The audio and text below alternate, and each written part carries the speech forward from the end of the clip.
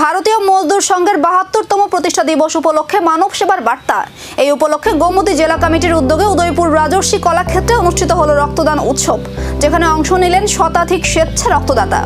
রাজ্যের অর্থমন্ত্রী প্রণজিৎ সিংহ রায় প্রদীপ প্রজ্বলনের মাধ্যমে এই রক্তদান শিবিরের শুভ সূচনা করেন।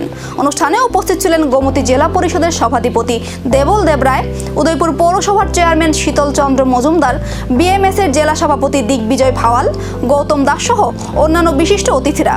অনুষ্ঠানের শুরুতে অতিথিরা ভারত মাতার প্রতিকৃতিতে পুষ্পার্ঘ্য অর্পণ করেন। এরপর রক্তদান শিবিরে অংশ নেন জেলার বিভিন্ন প্রান্ত থেকে আসা স্বেচ্ছাসেবীরা। এদিনের রক্তদান শিবিরে মোট ১১১ জন স্বেচ্ছা রক্তদাতা অংশগ্রহণ করেন। মানব সেবার এই উদ্যোগকে ঘিরে ছিল উৎসবমুখর পরিবেশ এবং কর্মীদের ব্যাপক উৎসাহ।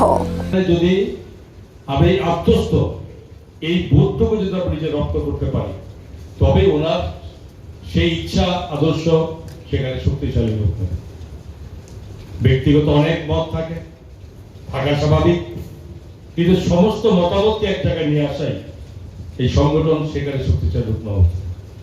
রাজ্যব্যাপী যে সমস্ত সংগঠন, যে কোনো ক্লাব বলি না কেন, যে সমস্ত সংগঠন রাষ্ট্রবাদীর সমর্থনে, রাষ্ট্রচিন্তার সমর্থনে আছে, সেটা আমরা ভারতীয় জনতা পার্টির অন্যতম সঙ্গী তাদেরকে আমরা ভাবি।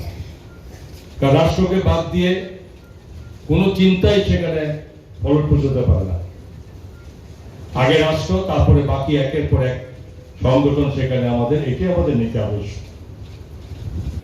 সেখানে রাষ্ট্রীয় সেবক সংঘ সেই কাজ তারাও দীর্ঘদিন বহু ঘাত প্রতিঘাত, বহু কিছু সঙ্গে মোকাবিলা করে বহু নেতৃত্বকে, তৎকালীন যারা শাসক ব্যবস্থায় ছিলেন তাদের অনেক অত্যাচার তাদেরকে সহ্য করতে হয়েছে। আজকে জায়গায় দাঁড়িয়ে যেহেতু আদর্শ থেকে চ্যুত হয় নাই, বিচ্যুত হয়নি, আদর্শ ঠিক রেখেছে বলে আজকেও তারা তাদের মতো করে, তাদেরই চিন্তাধারায়, তাদেরই মতামতে আজকে থেকে রাষ্ট্র পরিচালনা হচ্ছে।